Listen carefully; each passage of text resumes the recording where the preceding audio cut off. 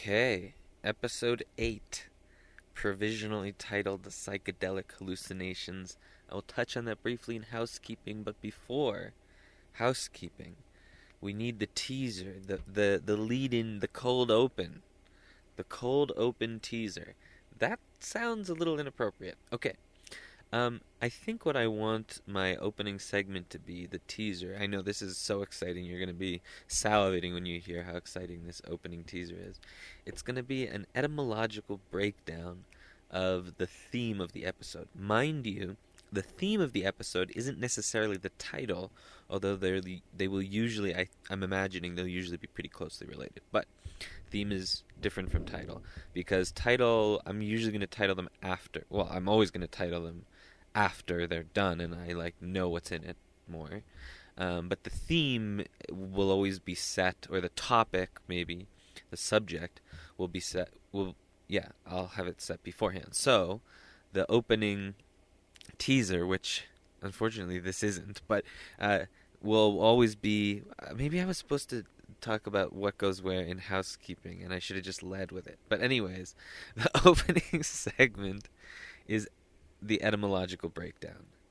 Etymology just being like the origin and relationship of words. Like, why is a word a certain way? Like, what is the meaning, the underlying meaning that allows that word to mean something?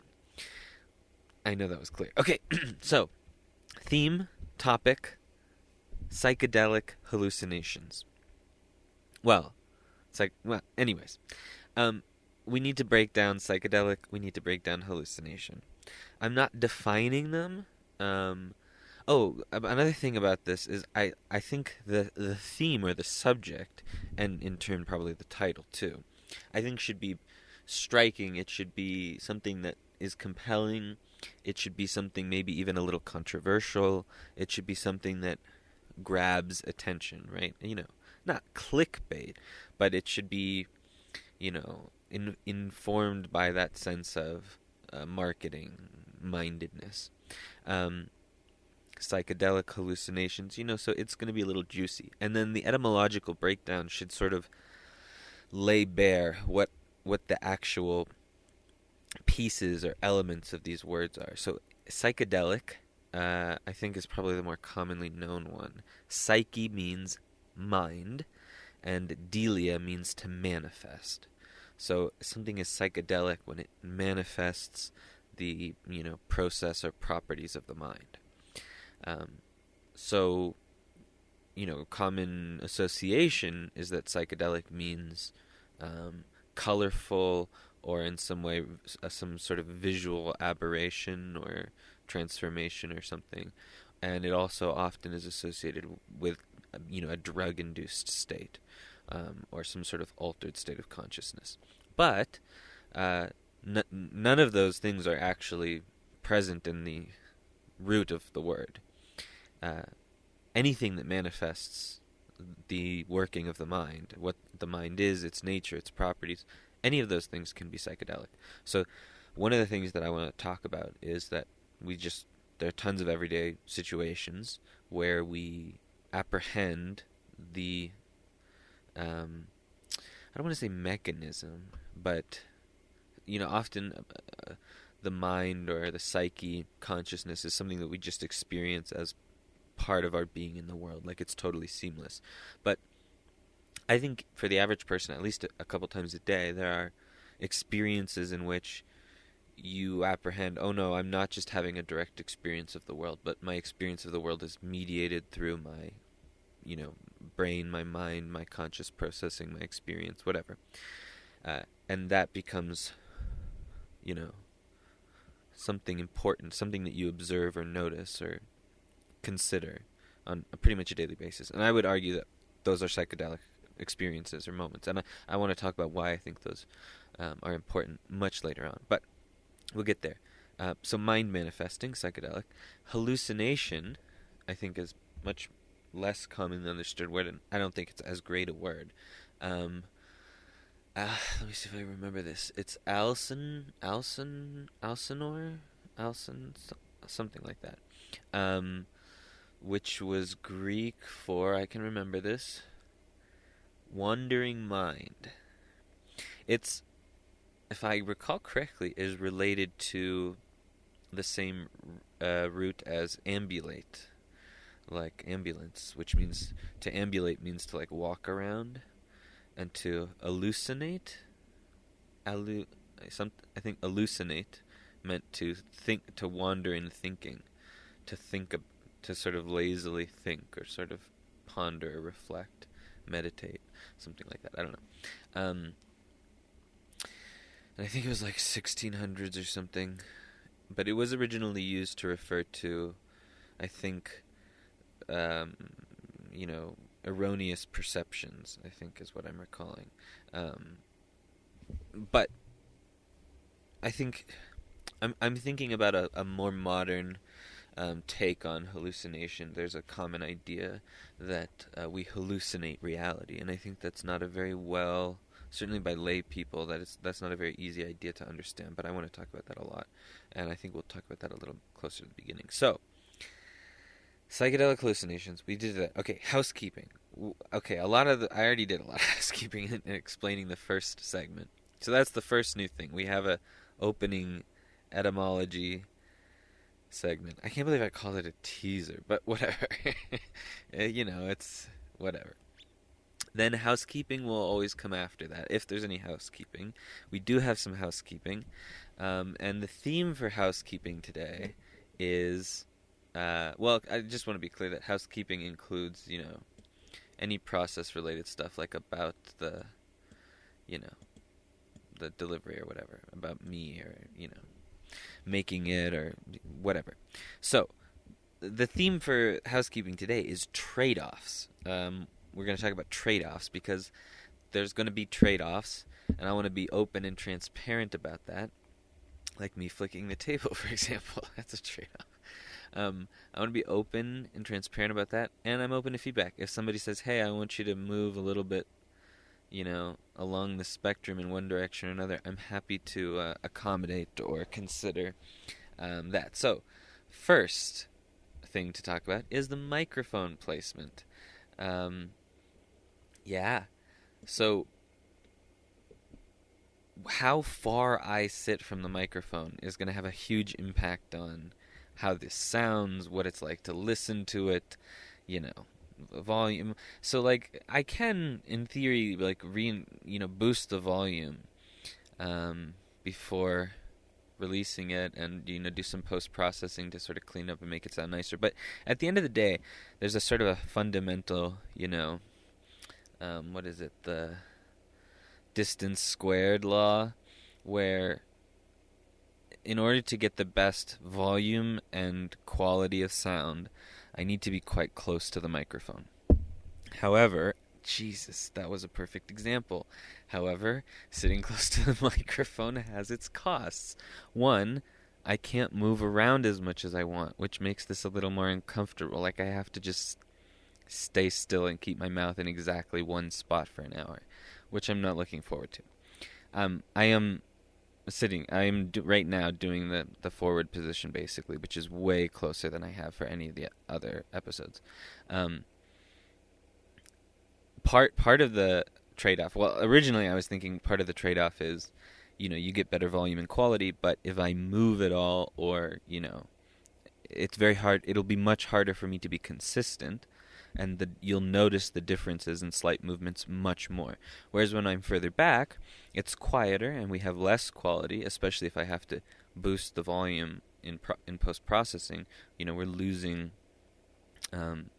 information, basically, by me being further. But, one, it'll be much more consistent. I'm much more free to move around. So, I don't exactly know where the best balance of these things is.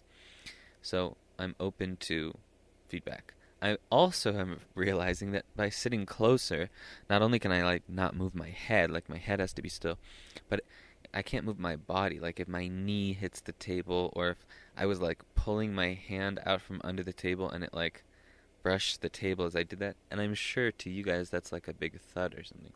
So, I don't know. There's multiple dimensions of trade-offs. Second, script trade-off.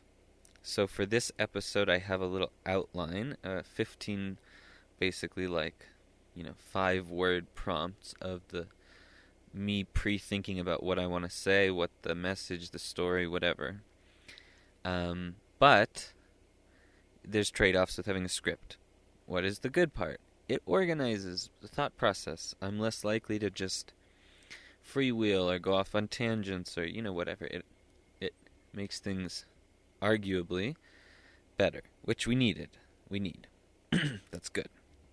However, it also has a cost, which you may already have noticed thus far, and we're 2 items in, which is that, I'm following a little bit of an outline. So I'm also reading and processing while I'm talking and trying to, I know what I'm supposed to say next, but trying to get into it. Whereas when I'm just speaking freely, the way I connect ideas or trains of thought feels much more natural. So, I think it's mostly for the best to at least have the outline, even if I want to deviate. But you may notice me sort of pausing, or one of the things I'm afraid of doing, which I may have already done, is just reading out the note to myself and then sort of talking myself into winding up to actually presenting about it, which feels a little clunky. But hey, the last thing in housekeeping, which relates to this, is that for both the microphone placement, for the script, and for all these other little things that I need to work on, there's a skillfulness that is the solution to these problems, right? That these trade-offs are not absolute. A skillful, masterful person with the right resources and the right, everything, can have the best of both in a way that seems incomprehensible to someone who is starting out, where it's one or the other. So, I want to acknowledge that I need to learn new skills and all that kind of stuff. Be patient with me, criticize me, help, remind me if I'm slacking off. But that is the purpose. I know we're what are we, 10 minutes in or something? 12 and a half minutes, Jesus. I was going to try to shorten the episodes to 30 minutes, but not this episode. Oh, Jesus. This episode could easily go on for 2 hours. This is the purpose of doing this thing, this non-podcast, is, go through the motions, build the skills, so that, I want to say put your money where your mouth is, but there's got to be a parallel when you keep telling yourself you can do things. It's put your money where your mind is or something. It's I keep telling myself I can do things, and then I'm yeah, but prove it. And then I go to prove it, and I'm wow, this is harder than I thought it was. So I need to humble my inner voice. Don't get distracted, Julian. Okay. Let's actually talk about psychedelic hallucinations. Why did I phrase it like that? Why is psychedelic modifying hallucinations? Anyways, then I'm also reading through the script and I'm what was I thinking when I wrote that? Maybe I should write longer things. I should write them in a form that I could just read them out and they would make sense and not sound weird. The mind as a world modeling engine. I told you, I'm just going to read these and then I'm going to be what? So I think I was talking about this in the Etymology, right?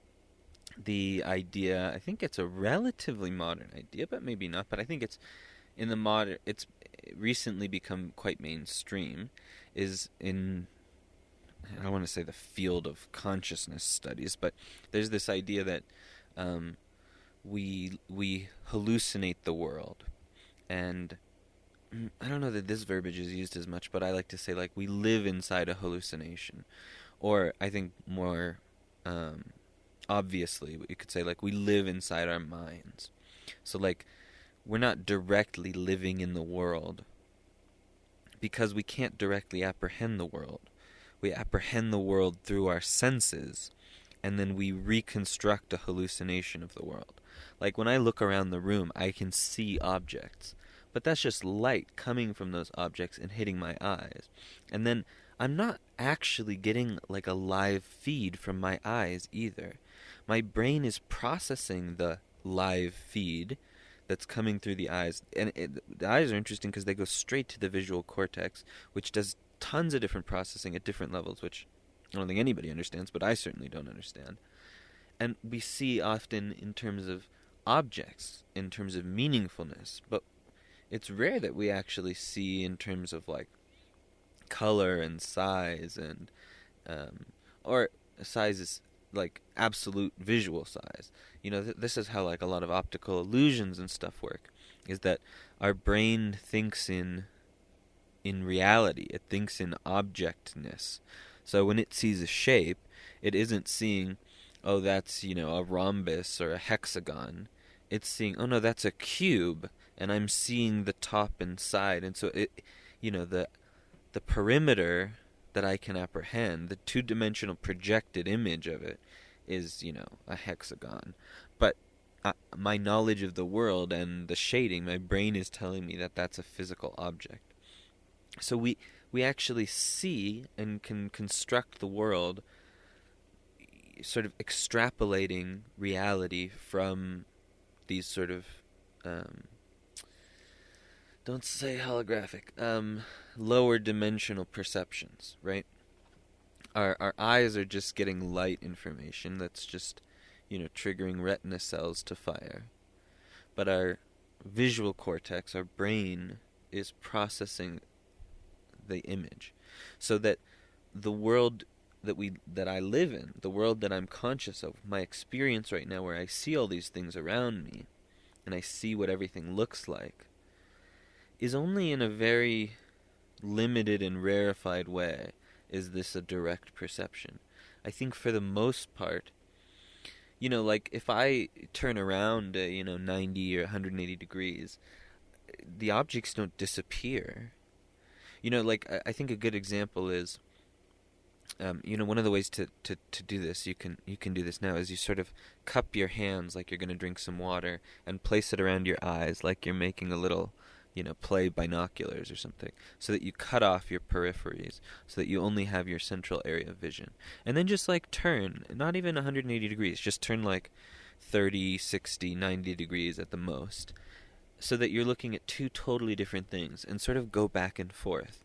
And just like try to not, make meaning out of it, but just like process like visually what's different. Like for me, when I look at the bright screen, or I look at the guitar case, which is all black, like these are just totally different, or I see the colors, or like these are just totally different raw perceptions.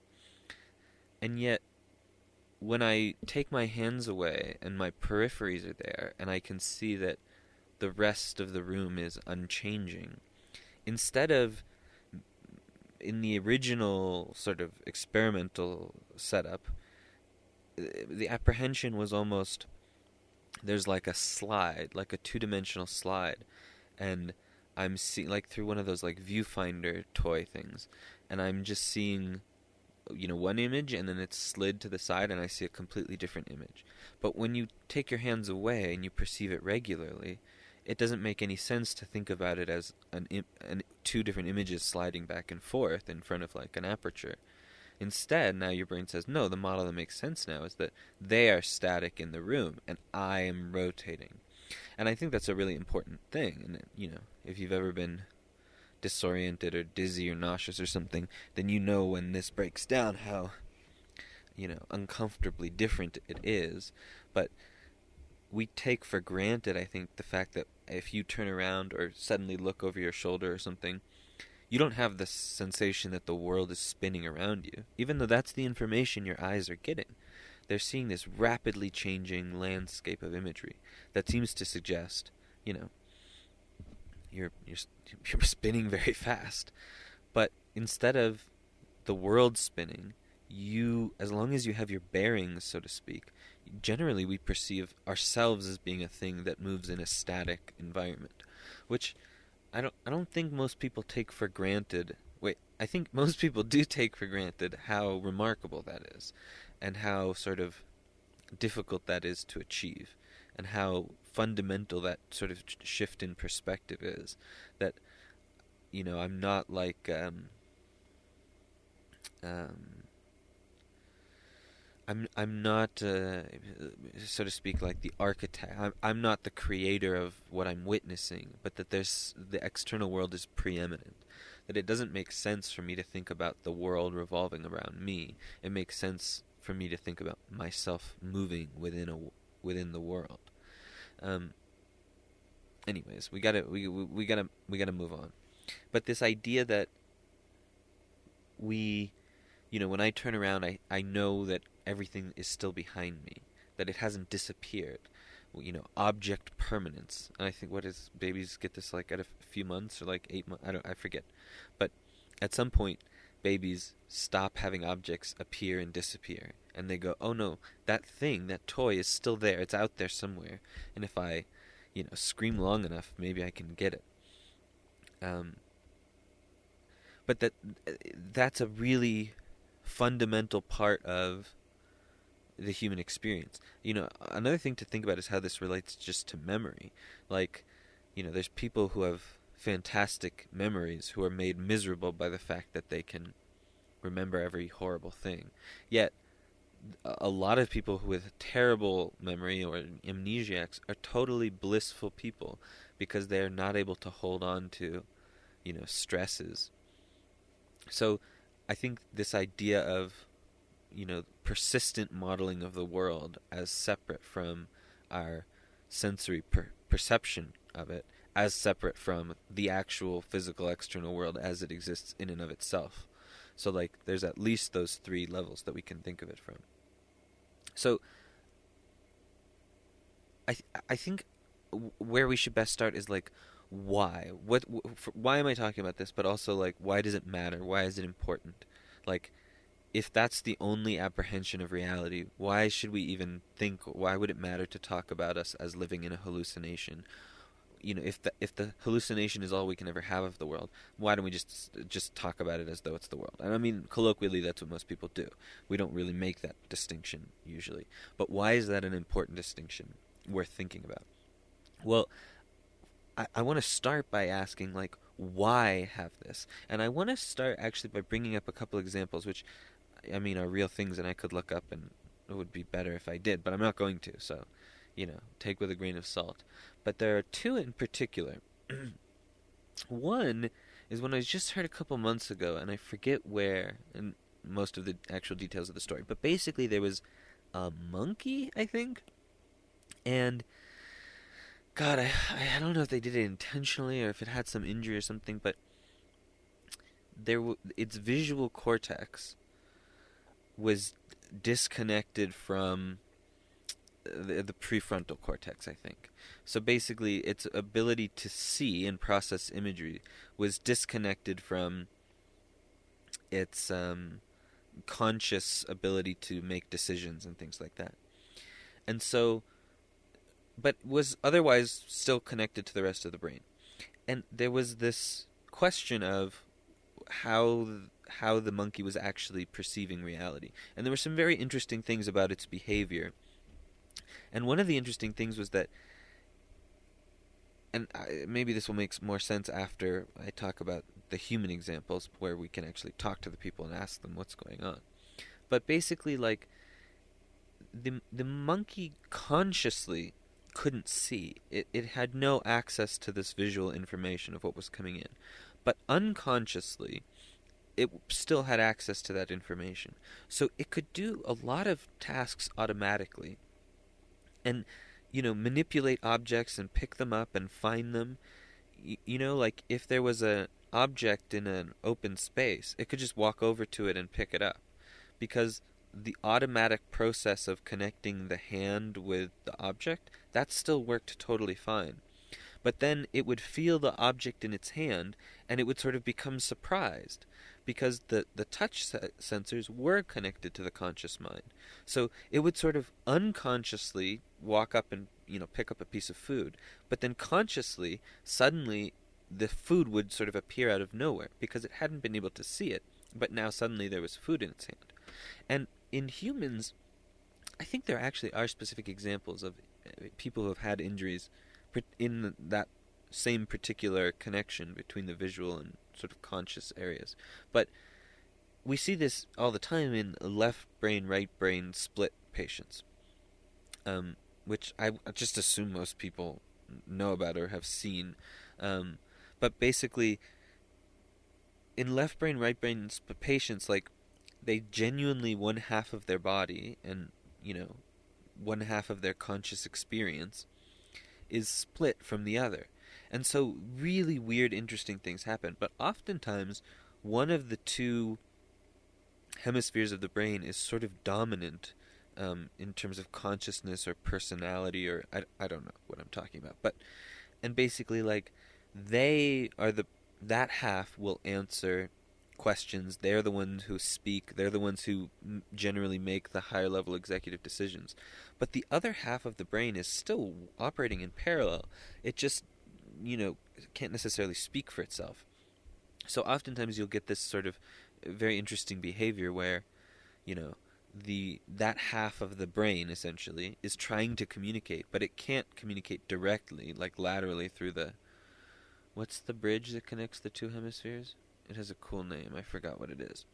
I'm not going to embarrass myself by guessing random brain structures. So it'll sort of communicate externally, which is a really interesting thing, which is its own tangent. But, like, if it's mad, or if it's not getting what it's want, or it has an unmet need or something, it'll just, like, grab things and start throwing them. And one of the really crazy solutions that is, like, makes total sense when you think about it, but it's kind of understandable that it might not be obvious to people, but you just talk out loud. So, like, the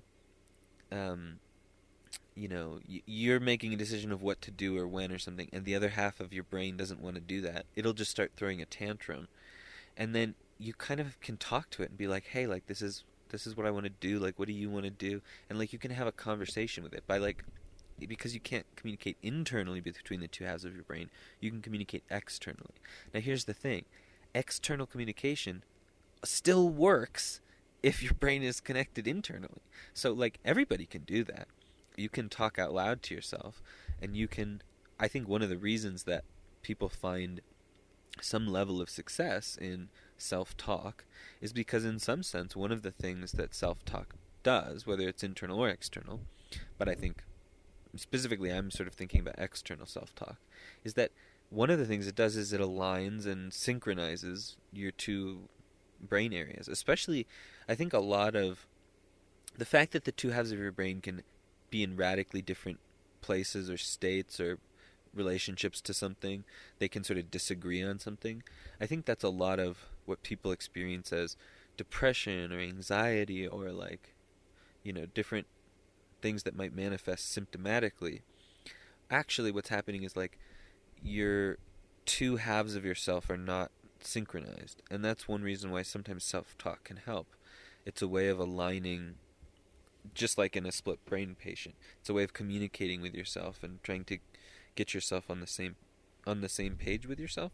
Anyways, what am I talking about? We talked about external communication.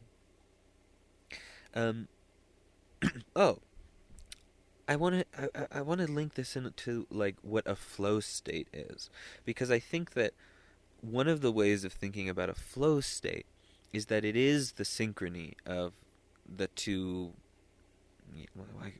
I don't know. Maybe I'm oversimplifying, but the two halves of your brain. It's a synchrony between many subsystems of the brain, I'm sure, but it's this getting out of your own way, which I think that being in your own way is helpful when you're doing a certain level of deep interrogation and practice and reflection and refinement and all that kind of stuff. But when you're actually, when you're going, when you're, performing, so to speak, I think a lot of that you have to then switch into a different mode where you're only helping each other and you're not letting any of the subsystems be reflectively critical, but only now if they notice something they will only support it, not because it's not worth reflecting on, but just because there has to be a time and a place, because the deep reflection is really helpful, but it's not helpful if you need the performance results. It's helpful when you're practicing and improving. So I think thinking of a flow state as there's an idea that I'm not really capturing well, that I don't really know how to say, but in some sense I think they're actually diametrically opposed along some axis. Is that in order to deeply, reflect, there's a turning inwards, and in flow state there can't really be a deep turning inwards because it interrupts the flow. And yet you need to have periods in which you do that in order to make sure that all the pieces are in such a state that they can then be aligned for the flow state. So I think like you need a balance. I don't think you can just flow and go forever. I think you need a balance of flow and reflection. What would be stagnation? What's the opposite of flow? Retrograde flow, stagnation, turbulence? I don't know. Why is that there? I wrote unconscious selfhood as the shadow of the self. Well, I mean, maybe the left brain, right brain metaphor isn't the one to make here, but going back a little bit to the example of the monkey brain, I think it was a monkey, and that's the one that I remember most clearly. This idea that there were some unconscious processes that were still connected to the visual cortex, and yet the conscious awareness did not have access to that. So the idea that the mind, in whatever it's doing, the brain maybe I should say, but the mind has not just a unary nature. It's doing a lot of different things at a lot of different levels. And one of the things it's doing is consciously apprehending, we could say, sensory information or a model of sensory information. But it's also doing a lot of other deeper things that are totally automatic and autonomous and yet are still connected. Like, if I see something really sudden or scary, I don't necessarily need to process the meaning of it before my blood vessels tighten and my heart rate increases. So, like, I think in some sense there are these sort of direct connections where, when there's a certain sensory piece of information, it doesn't need to wait for the conscious mind to think about what that means or to make a decision or something. It's just autonomously activates the sympathetic nervous system, let's say, or a sympathetic response. So I think that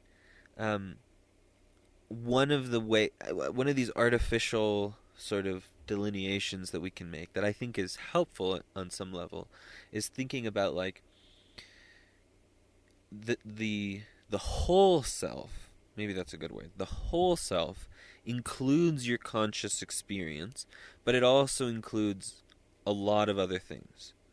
And I don't really know that I have any good evidence to support this, but I have something of I don't want to say synesthetic, but I have this apprehension, this feeling, and maybe this is just based on like, I don't know, mystical, esoteric, whatever.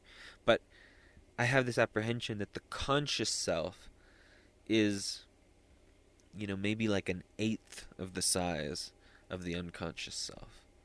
That it's maybe perched atop. There's a sort of a visual metaphor to the relationship between that it's embedded within. I don't know. I don't have good things to say about it, but that there's some sort of relationship that's more complicated than just two halves of a whole. But I think to put this to rest so we can move on, that I think it's important to acknowledge we have an unconscious self that is in some sense bigger than our conscious experience, which I think one of the helpful things this does is it says like, well, okay, you told yourself you were going to do X, but then you got Y, you got angry, you got distracted, and then Z happened instead.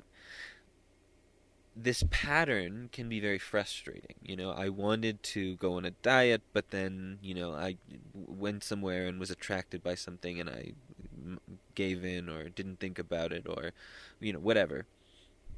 And there's this question of like, what is that experience like?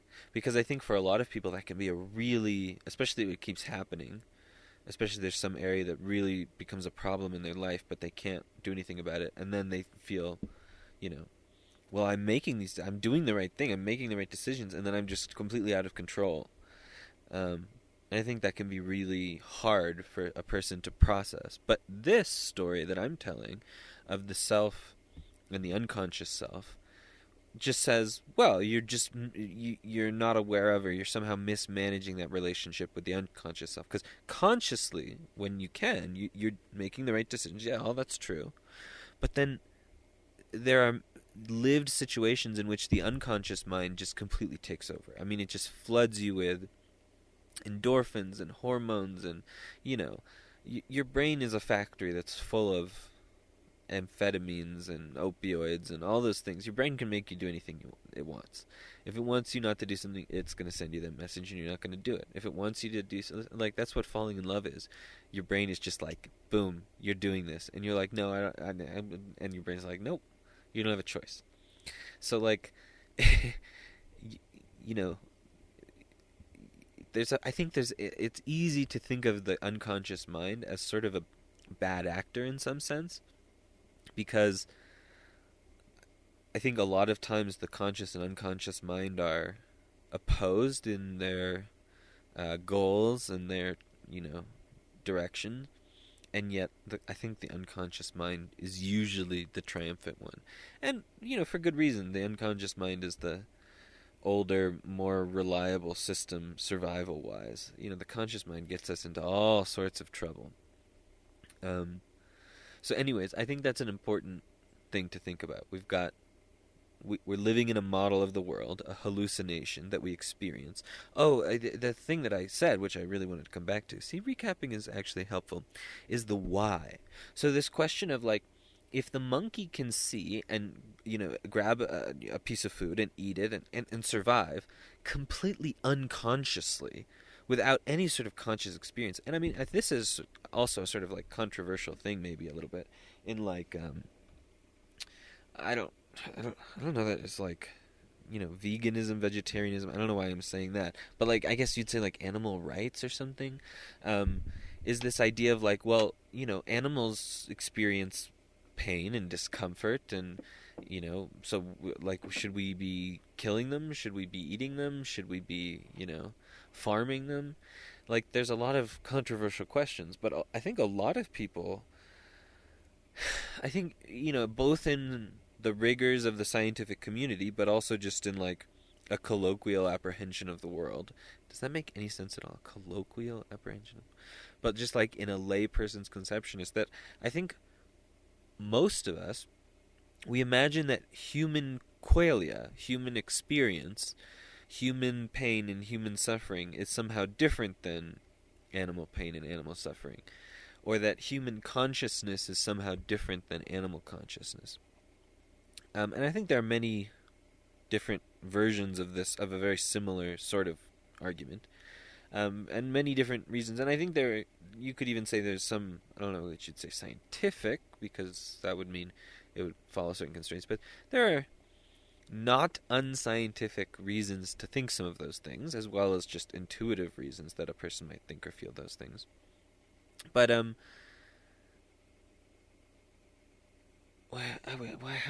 is this linking back to why? Oh, so I mean, I think it's a huge question, but one of the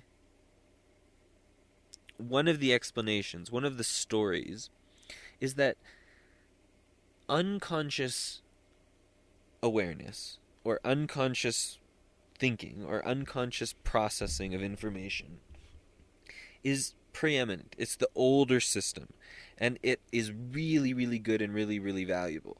But just like everything else, both in like, well, how would we make this distinguishment? How would we, both in like, non-animate nature, in the way that, just matter and natural phenomena occur, but also in like biological nature in terms of evolution, is that each scale really builds on the previous scale. So each scale's innovations allow for the next scale to exist. Like, take for example, you know, energy having to go through a process, we shouldn't say evolution, but a process of, a process in order to allow for atoms and molecules to exist, in order to allow for chemistry to exist. And then chemistry had to take some time before certain organic molecules could, self-assemble, and then biology could exist. And then biology had to take some time to develop enough tools, let's say, for, intelligent, eukaryotic life to exist. So, humans' intelligence was needed for, computer science to exist.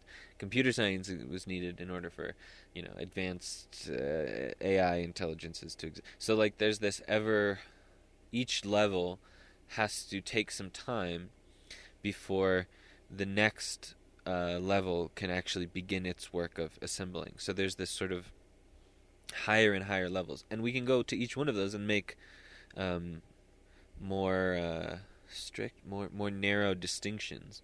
And one of those, just like you could think about life, but you could also think about the different stages of life, like the development of, like, multicellular and intelligent and all these different, kinds of life. And one of the things that I think you can say is that some combination of unconsciousness, and I don't want to pretend like this is some sort of like binary or discrete thing. I think obviously, well, maybe I shouldn't say obviously, but to me it seems obvious that different kinds of life and beings have different levels of consciousness. And one of the reasons I think that is because of what I think consciousness is, which is, I think consciousness is sort of an innovation of unconsciousness, both of those being a dichotomy created inside of something that we could call like thinking or something. But like most life beyond the early stages has the property that it interacts with its environment. It sort of responds or reacts to its environment. It's like potentially one of the definitions of what intelligence is like the ability to like navigate an environment intelligently by responding and reacting to.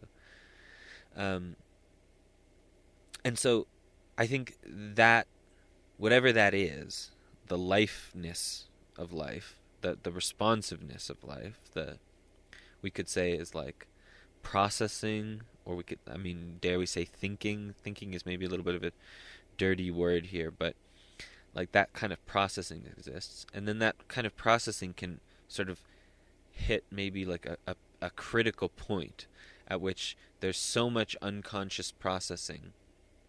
Maybe we could think about it even like in an AI system or something. Like you can have a very simple, unsophisticated system which has only like the basic principles needed for, let's say a neural network, but which doesn't have, the more modern innovations. But you could just throw trillions of parameters at it and get pretty good results with it.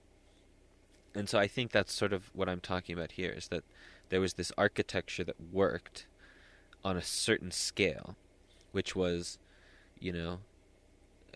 let's say we say a neuron is like the unit of responsiveness in a living organism. I'm dramatically oversimplifying a thing that I know very little about, but let's just say neuron is the unit of responsiveness. So if we just connect neurons to everything, then we're going to have a totally responsive system, which I think obviously is going to be a lot better than, the systems that preceded it, but still leaves a lot to be desired. So then at some point something switched. And maybe switch is not the right word, but maybe it is, because maybe it happened genetically or something. But something happened where there was like a fundamentally different architecture. It was still neurons, but somehow these neurons figured out that energetically they could save a ton of individual effort and work by coordinating and working in certain ways together.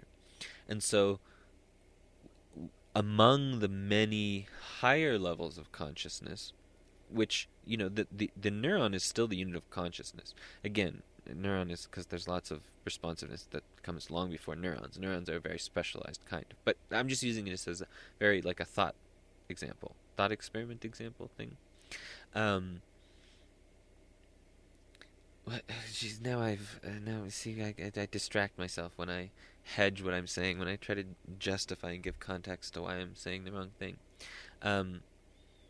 But anyways, once these higher levels of consciousness exist, then, at some level, it seems like, evolution would say, hey, we did so much work setting up this whole technology of neurons, and we just keep innovating new ways of connecting them. Like, this is crazy. We're just getting such a big payoff. So at some point, I would imagine this was, like, optimized for. Like, at some point, evolution realized the more abstract and the more complex the neural architecture of the mind is, the more abstractly it can model things, the better it can reproduce and survive and invent tech. It's just so useful that this is probably optimized. And then it probably, swung the other way. You get a little too abstract, a little too esoteric, then you also lose some of that survivability. So I feel like part of humanness is the balance between really abstract ways of modeling information, but also, a groundedness, let's say, another element that keeps it from just going to infinity. Okay, focus, Julian. Let's get back on track. So the sum total, which we're just going to skip to because I don't know what the heck I'm saying, is that I think consciousness is, and maybe this is my bias, but consciousness seems like the last, not any level of consciousness, but like what we consider human level consciousness is sort of like the last stop on that train of like ever more rarefied forms of consciousness. That eventually we get to,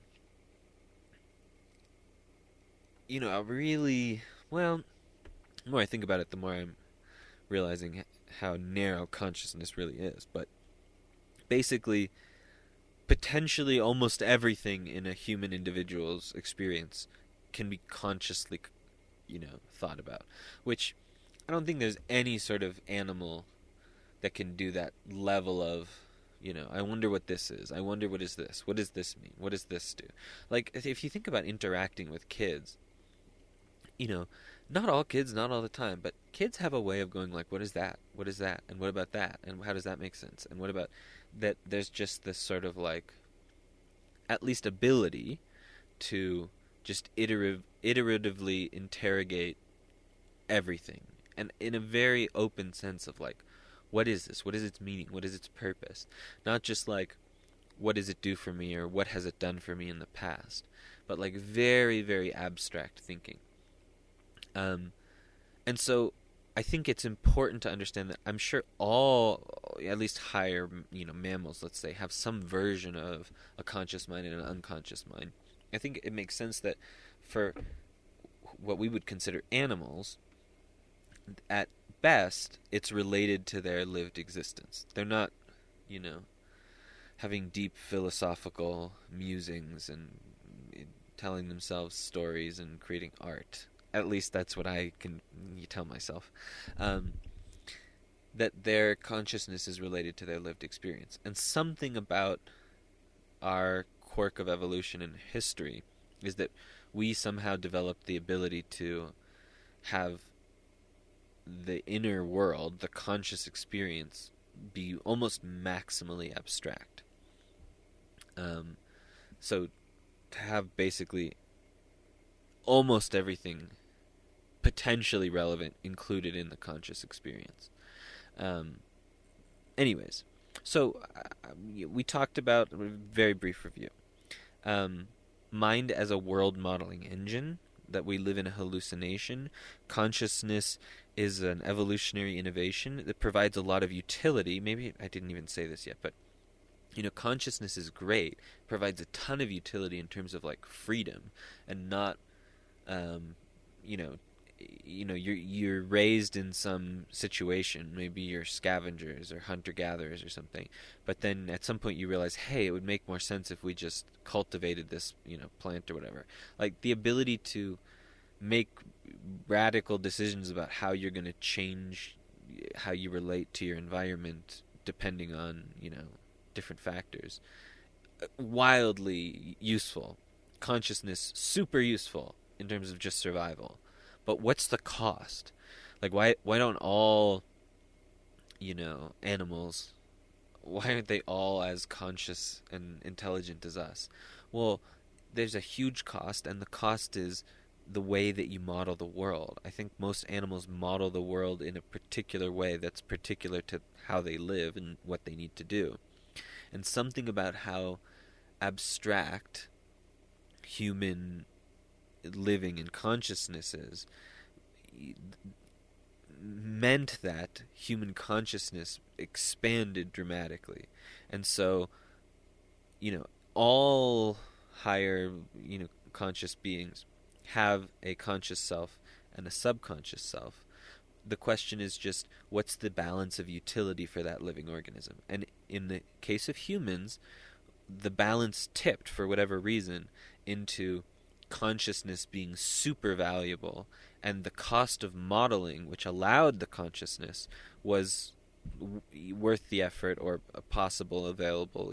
We had whatever resources were necessary, and the benefit of it was just so much that we just tipped in that direction, and that's sort of where we find ourselves. Okay, I feel like we're definitely going over an hour, but maybe we can keep it under an hour and a half. I want to talk about psychedelia. Remember, psyche being mind and delia meaning to manifest. And as I mentioned in the opening section, that psychedelia, the apprehension of the mind and its processes and properties, is not necessarily related to any sort of drug. Now, very interesting fact about the world is that there are drugs that if you take them, they will cause you to apprehend the workings of your mind, which is kind of wild if you think about it, but also kind of obvious if you think about it. I mean, if your mind operates on a technology of drugs, and then you disturb that somehow by giving it an unexpected drug, then yeah, you should notice some impact on the functioning of the mind. So like, yeah, it kind of is obvious, but also surprising. I don't know. I think it depends a lot on your conditioning and your preconceived notions for, for a lot of people, psychedelic just is synonymous with drug. And for a lot of people, psychedelic is synonymous with, visual distortions or whatever. But actually, low-dose psychedelics can give you a lot of the same mind-manifesting awareness without really any visuals or being very intoxicated. Sometimes called microdosing. I have mixed thoughts and feelings, but we're not going to get into that. What I want to think about is these layers that I was talking about earlier, between the conscious mind and the unconscious mind. Because essentially these are both parts of the mind. These are both parts of yourself, of your brain, of your being. This is information that in theory you have access to, but some of it you have conscious access to and some of it you don't. And I think that what psychedelia represents is a peeking behind the veil. It's a noticing the intrusion. I mean, obviously the only thing you can consciously notice is things that enter your conscious awareness. But noticing the intrusion of the unconscious on your conscious experience.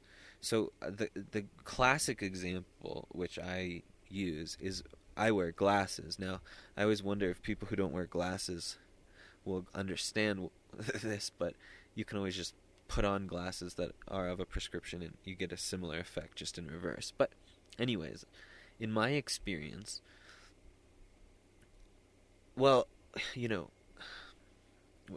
what do we say? Basically, things are blurry when the glasses are off, and then things are clear when the glasses are on. Sure, that's obvious. But what's interesting is how your brain handles the glasses being off. Because it's not just that things get blurrier, but it's sort of how I apprehend their blurriness. Like, for example, if I just quickly take my glasses off for just a second, it's actually quite blurry. But then within a second or so, it, it, it gets significantly better because my eyes realize, oh, we have to now adjust, and muscles sort of activate and change the lensing and align the images to account for the fact that they're no longer expecting the glasses to be there. But what else is interesting is, and I think this happens especially in lettering, like if you go to the eye doctors and they give you one of those letter charts. I don't know if you've ever had trouble reading one of them, but when the letters are tough to see, it's interesting in what way that happens. Like, you don't just see a random thing. The E maybe looks like a B, and it's because the way that you're not really seeing crisp lines. If you were, you would know it was an E. Instead, there's a sort of a fuzzy or a blurriness or a rounding of corners, and you can't quite tell, like, is that misapprehension hiding the curve of the B, or is that just the lines of the E spilling over? So, you know, I maybe oversold it a little bit as saying, wow, it's very obvious in the day-to-day life. I think actually, and this is, I think, one of the important points that I want to stress in a moment, is that there are many moments in day-to-day life when there are psychedelic opportunities, when, I mean, I think maybe to the enlightened mind, they're all over the place. But I think mostly part of what it means to live in a day-to-day way is that we're not trying to notice them necessarily, or we sort of shrug them off. But I want to make a case that, like in the example of wearing a pair of glasses, is that, like, if I take my glasses off and I look at especially like some writing or something at the right distance, I can actually see my brain. I'm thinking of, like, there's that children's toy where it's like there's the shapes and the holes, and you try to pass the corresponding shape through the holes. It's kind of like that. Like, I'm thinking of like a typesetter. When in old printing press days, someone's job was to like arrange the letters so that they could be stamped and pressed in. And I mean, God, what a job! Jesus, old people had it rough. And it's like my brain is looking at like a fuzzy shape, and it's trying to like fit, and it's got like a set of letters that are vaguely that shape, and it's trying to sort of it. And so I'm really seeing, it's like B-E-F. Is that a? And it's like, I don't know. It takes a little bit of a meditative state to really directly apprehend it, unless you're tripping on a psychedelic drug, in which case it's very easy to see. And if you take a large enough dose, everything has that property, that all of the visual information that you're seeing, people describe things as breathing or writhing or, crawling or vibrating or whatever. But it's basically, it's that same sort of, to me it feels almost like a frantic trying to match the shape to the whole. It's like, you'll look at something and then it'll become something else, but it doesn't become something else in a different way. It sort of reveals that that shape always could have been that other thing. It's like when you're laying awake while trying to go to sleep at night. At least as a child, I remember this a lot, of like the shadows in my room, of like, I'd like have a sweater hanging up or something, and it would cast a shadow, and I would be like absolutely convinced that there was like this weirdly shaped guy leaning over and just frozen, and like it was just so vivid, it was so real to my mind at that point, like, oh no, there's definite. And then of course, like, you think about it for 2 seconds and you're like, yeah, well, like, he wouldn't just stand there frozen, like, obviously that makes no sense. But it's that same sort of thing. And actually, I think that's an important point, is that the less information you have, the more uncertainty, meaning like the less photons hitting your retina, the more your brain has to sort of guess, because it's getting less information. And when you turn up the lights, I'm imagining sort of on a dimmer switch, and if you've had an intense psychedelic experience, you may know this, is that, go, especially when you're having powerful visuals, go to a room with a dimmer switch and start with it. Well, start wherever you want, but adjust the amount of light in the room, which means basically you're doing an experiment where you're varying the number of photon events at the retina. What you're seeing is the same. The light information it's still hitting the same object, the same wavelengths of light are still hitting your retina. It's just the frequency, the number of interactions is more or less depending on how much electrical energy is passing through the bulb, right? So you can have this very clear sense of like, oh, when the room is fully lit, things are just barely buzzing. I mean, it's almost imperceptible depending on where you are. But the moment you start dimming things and things start getting really dark, whoa, shapes and forms and images just start jumping and appearing in things, just because your eye can't resolve the information, so it becomes up to your brain to sort of guess. And this balancing act between your brain guessing at the meaning or the object or the thing, but as constrained by the eye's perception and apprehension, so that your brain is basically in this sense of trying to see into the dark, so to speak, that your brain is it's sort of trying to maximize the information it can get by working with the visual system to say the visual system will completely constrain, but within those constraints I want to fill that space and be as expansive as possible and consider every possible insane thing that it could be until just enough light that I can go, that's what it is, and I can lock in on one of them.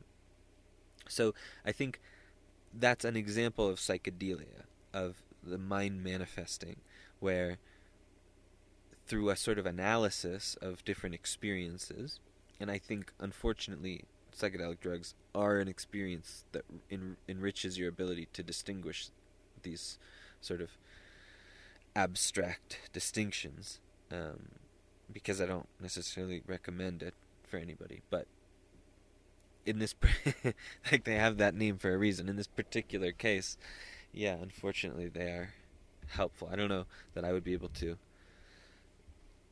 speak with as much confidence if not for those experiences. But I think this is sort of one of the things that those experiences can do for you, is they can, but why also you don't need them, is that essentially there's a certain skillfulness or a certain quality or focus of attention and observation where you're actually really care about or are looking for or being particularly perceptive of the intrusion of the unconscious on the conscious. So like, maybe I'm imagining sort of like a Truman-esque thing where you've got this like facade, this room that is really, constructed on a soundstage or something.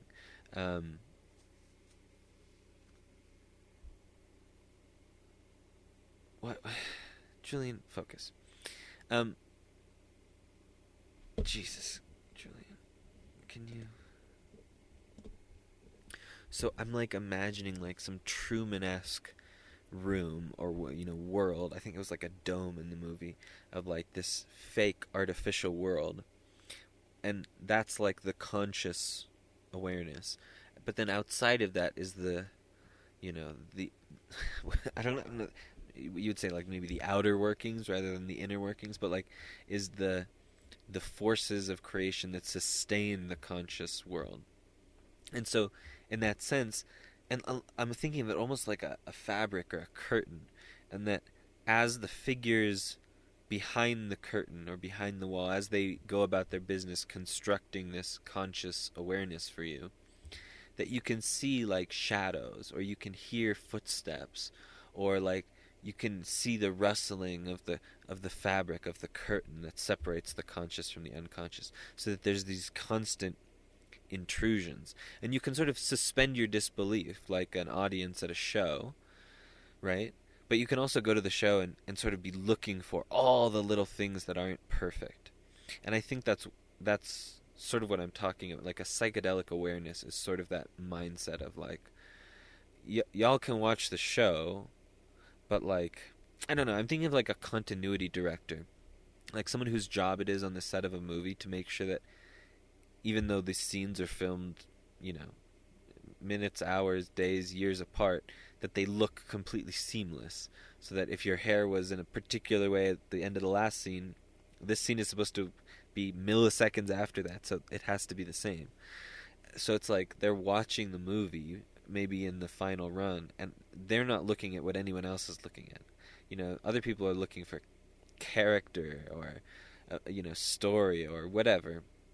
Maybe visual color balance or something, but this person is just looking for continuity, you know. And I think there's something like that where the focus or even like the intention of your perception is no longer focused on the usual object.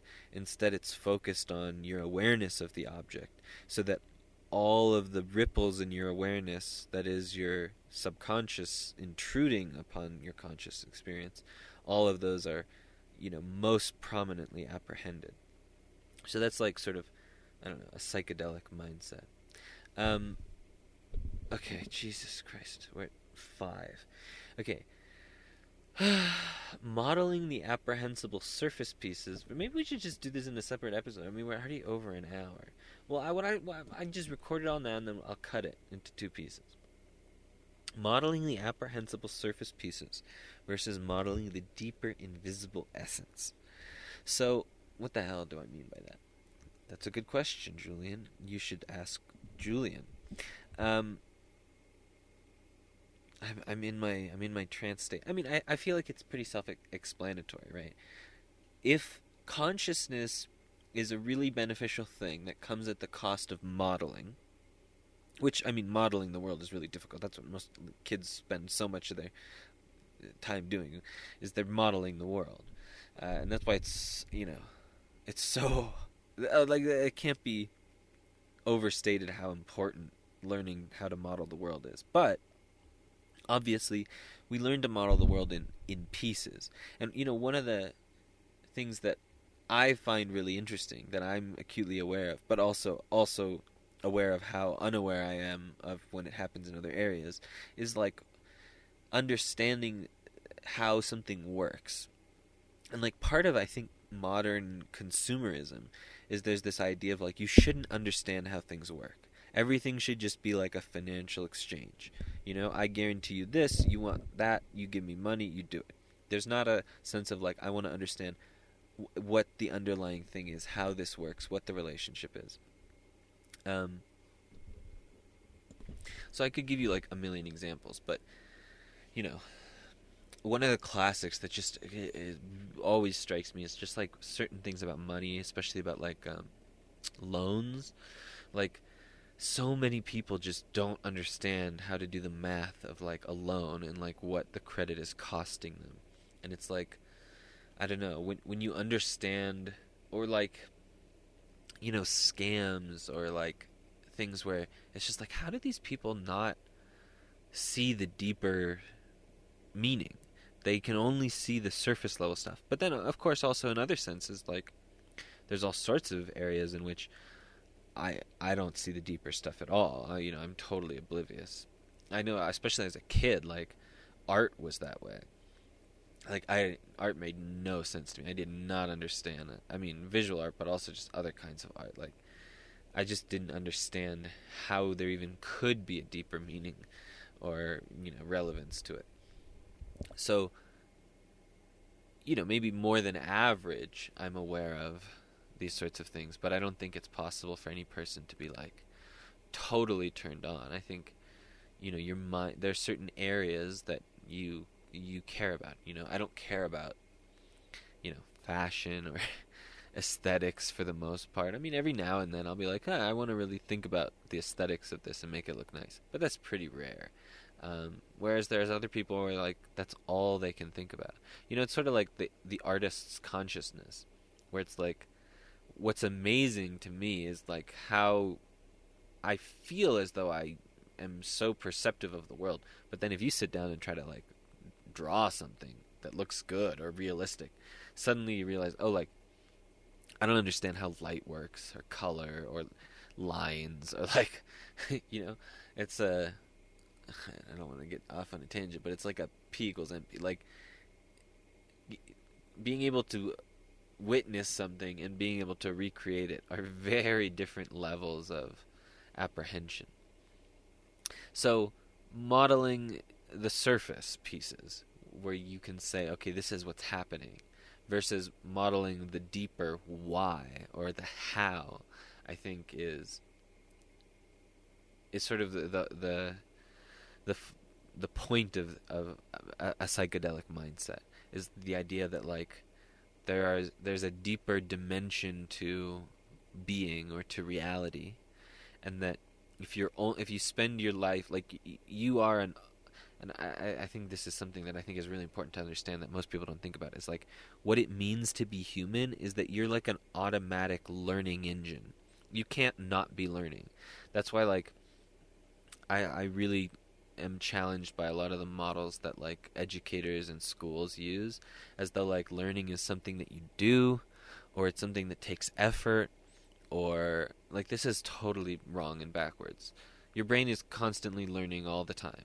Now, you can increase it and enhance it, but you do that by like noticing and by like thinking about relationships and creating meaning. But you don't do it by like trying or efforting. So it's just, it happens automatically. I mean, I think a really important consequence of this is that like you will become whatever you do the most. So and most of what you're going to be doing in your life is thinking. So what do you think about? That's what you will become. If you have negative self-talk, you're just going to get better and better at negative self-talk.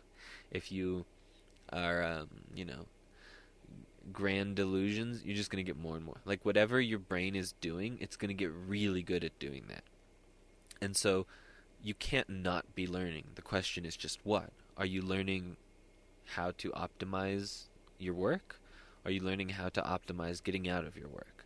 But you're learning equally either way. So it seems to me like the question is really, you're going to be modeling the world 24/7 for your entire life, no matter what you would rather be doing. The question is, how do you want to model it? Do you want to model the surface? Because I think there's actually many reasons, but one of the reasons is like when we're not into something, when we don't want to deal with it, when we don't want to learn it, we don't want to think about it, we don't want to know it, we actually tend to model the surface. Whereas when we're made curious and fascinated and drawn and attracted, and when we really care about something, then we put effort into modeling it more deeply. So as an educator, like your job is to get them to care deeply and be interested and attracted and excited by it, and then they'll just learn automatically. But if you make them miserable by forcing them to effort in ways that aren't effective for them, then what you're teaching them is that this is a miserable thing that they should be trying to avoid. So I think understanding this dimension actually makes a lot of other things sort of fit into place, and a lot of other things more sensible, and a lot of other challenges easier to approach and actually solve. Like, for example, education and learning. And my call to action, my claim, the thing I would like to impress upon you is that the deeper dimensions of reality are always worth it. Maybe it takes a little more reflection. Maybe you gotta iterate a few times. It's not as concrete. You might spend your whole life reworking it, but it's just gonna pay dividends. You will be so glad that you modeled or at least try to. Sometimes the models, because the deeper parts are, like I said, invisible, it's much more possible to misrepresent them or to improperly model them, which is why I think when it's something that we don't care about or aren't as familiar with, we model the surface, because the surface stuff that we can apprehend, the modeling is much more consistent, even if it's much less useful. But when we can get tons of information and we can actually model the deeper things more accurately and more reliably and get good results out of it, we're always going to benefit, and it's just going to pay dividends. So we should always be aiming for that, but also I think it's important to respect, like, there's going to be some areas where you can say, no, I just want the surface level thing. I'm not going to take the time to, do this thing. Mastery, expertise, an example. Oh, I was going to give an example of, like, how, mastery usually means that the person can see something, essentially actually see. Now, seeing just means using the visual cortex to process information. That's different from looking, which is, actually the eye taking in light. But, mastery and expertise often are related to the person is actually visually processing some sort of information. I mean, they're seeing something that other people can't see, because we can't see the relationship or the connection or the meaning, but they can see something really small and know this means all these other things, and then can navigate sort of through like an invisible space. I'm thinking of like a video game. Oftentimes, like Mario, there's a level where like you can't see the stage, but it's there, and you have to like learn the path to avoid the holes, or you have to like sort of guess where things are because they're invisible. Or actually, I'm thinking in the Mario game, like you could like momentarily show them, and then you'd have to like try to remember, and then momentarily show them, and then so you had to sort of balance those two things. Yeah, I don't want to. Let's just keep going. Skip that story. Epiphany moments, when the working model radically simplifies and freedom expands. Ooh, who wrote these? These are genius. I wrote these. This was me. Yeah, I think epiphany moments. See, if what we're doing is modeling, and we start by modeling surface things, and then we work our way towards deeper level of modeling, then you could think about an epiphany, or like a moment of enlightenment or something, when you suddenly get a much more sort of an energetically minimized, or like a more efficient model, so that, actually, efficiency is one dimension in which the model can improve, or a much more accurate model. Because sometimes you're actually complexifying the model. I think, actually, in general, the complexity of the model is less important than its accuracy, because once you've got it accurate, then you can sort of compress the efficiency. But I think it's important to understand that process, and also that there's different balances, different ways that process can manifest. Yeah, epiphany. That's enough. Okay, let's go. Let's finish this. A completely incomprehensible behavior, process, or relation suddenly makes sense. I'm literally just reading these things and then trying to make sense of them so we can move on. So, I think this is actually an important one. So, incomprehensible behavior. I mean, this could just be somebody who, cares about something, and you're like, why do you care about this? And like, it's so important to them. And, you're in some argument, and you're just like, I cannot understand how you don't agree with me.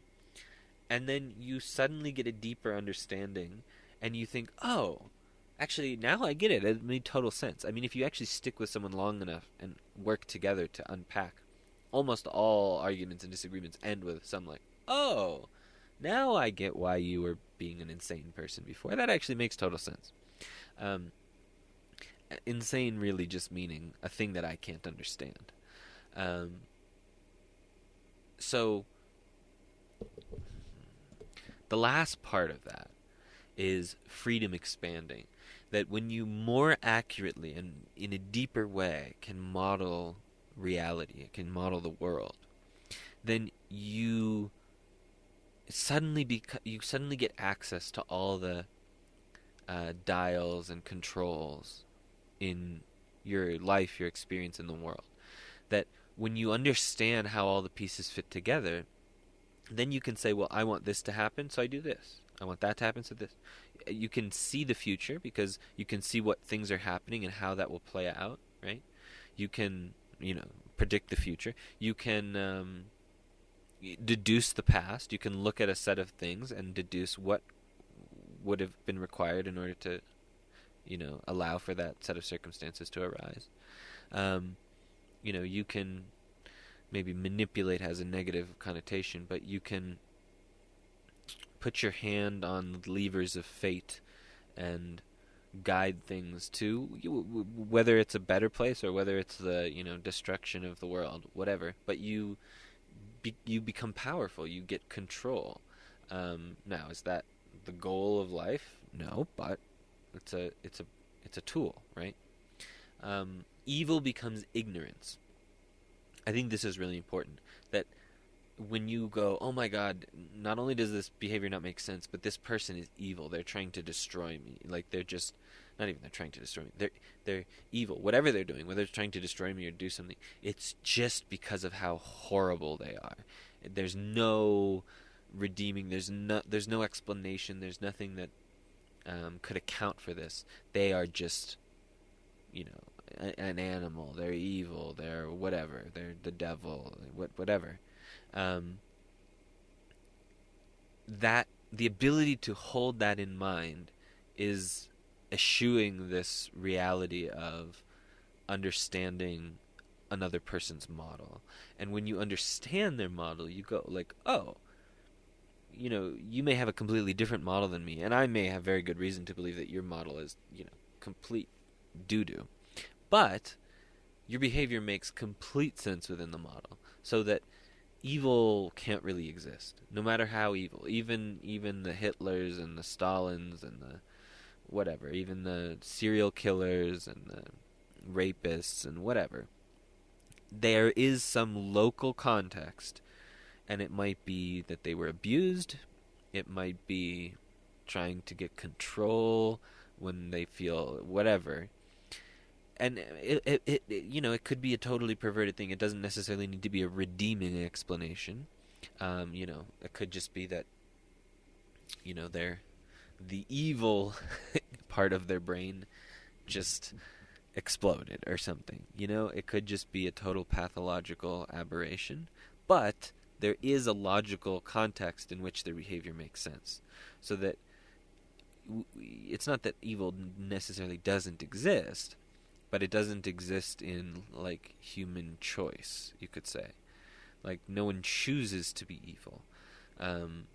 Evil, you could say, is a neurological process, or it's a systems state or pattern or whatever. Like, you could make some other description of it, but you couldn't say that it's like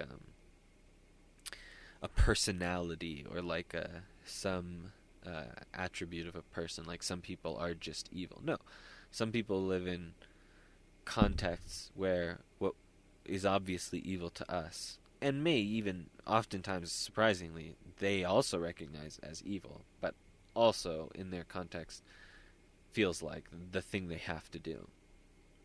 Okay, let's go. We're getting there. Being depth/essence. Whoops. Sorry about that. Being depth/essence focused helps catalyze these transformations. Jesus. Why can't I read? Being depth/essence focused helps catalyze these transformations. That's what I was already saying. Yeah, that's just said it in a worse way. Why did I stop to read that? Okay, jettison. Next. Enlightenment as a process of converting surface models into deep models. I'm just saying the same thing in different ways. Yes, that's what we've been talking about. Surface models and deep models. Well, what's interesting to me when I think about that is that, like, they're not separate. They don't exist in their own islands, right? The surface models are the skin of the deep models, right? The deep models are like the viscera, the organs. Well, I guess because I'm looking, the last two are about meditation, and then we'll finish. But before we move on to meditation, I think really important to, like, focus on an example. Like, maybe you're a parent working with a difficult child, or you're working with an adult who feels like a difficult child, whatever. You're in some contentious adversarial situation. I think it's one of the hardest times to take stock and have a really dispassionate reflection. That's the hardest when you're in the midst of a big conflict. But I think that's like the most important time where you gotta like pause and say, and like I would even say the most reliable way to do this would be to just do it out loud. To say out loud in the discussion, like, hang on for a second, I want to pause and just think about the fact that I have no idea why you are saying or doing or feeling X, Y, or Z. It's just so foreign to me, and I can't even wrap my head around it. And yet, I am, and because of that, I'm, just automatically compelled to sort of label you and judge you because you have a different relationship to these things than me. But also, I really want this to work out. I want to figure this out together, and I know we won't be able to do that until I can understand why you're doing, feeling, acting, whatever. So how can we get there where I put all my judgments aside and you are able to explain to me, or I'm able to interrogate you, and I can finally understand why this set of behaviors makes sense for you, and then maybe we can find a way out of this.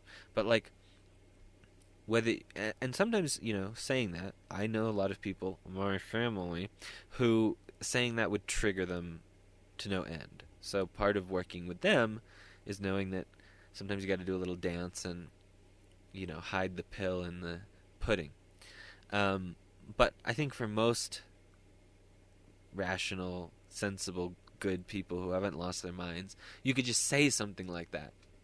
Say directly to them, hey, I can't understand you, and I know that we aren't going to be able to solve this until I understand you, so let's just, we just got to keep working at it. You take a turn, I take a turn. Somehow we need to be able to understand each other.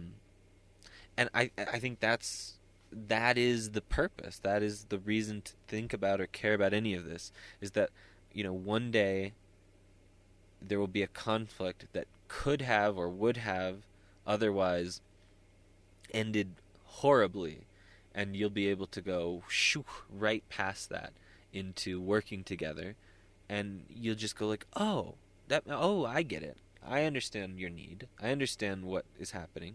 Here, let's just address that. And boom, we're on, and we're both getting what we wanted. The last thing before we go, I think, okay, let's just do this quick and we'll be done in an hour and a half. Purpose of meditation. Oh, that's a quote. There's a quote of this, like all old wise people need to have a good foreign accent. And it's just him saying two simple sentences which are mirror reflections of each other, but I wanted to quote it here. I will not do the racist accent, even though I really would like to. And because I'm not going to do it in a racist accent, it's not going to sound wise coming from me. Well, it has to be said in a racist accent for it to be wise and deep and profound. But it was maybe Buddhist, and somebody was asking him about, or he was giving a talk about meditation. And he said, the purpose of meditation is to take the visible world and make it invisible, and at the same time to take the invisible world and make it visible. And that always, I don't know that that's my perfect definition of meditation, but I think it really resonates here with this idea that, like, what does it mean to reflect on something? Well, it means to look at the surface pieces that you've deduced or that you are working with, and to try to imagine all the underlying, the deeper pieces, the model, the things you can't actually see or directly apprehend. And so to reflect on something, to meditate on something, the purpose of meditation is to access those deeper levels of relationship, of meaning. And so the last point here, what does meditation mean? Obviously, there's lots of different kinds of meditation, which the kinds of meditation being distinct from traditions of meditation. But I want to propose one of the ways to think about meditation, or one of the types of meditation, is that we can actually think of meditation as define it as the state that transforms superficial models into deeper models, or that accesses deeper models through superficial models, or that deepens modeling. I don't know, whatever. And so the final, before we sign off, is intentional meditation, because meditation happens automatically, but you can intentionally accelerate or catalyze meditation, and that is a sort of the facilitating of this automatic process of self-realization, of self-reflection, of self-development. I think that's probably good. It's been an hour and a half. Who knows? There's no teaser for next time. Nobody's listening to this. Nobody has made it this far. We'll find out what next time is. Next time, thank you for your patience. Until next time, cheers.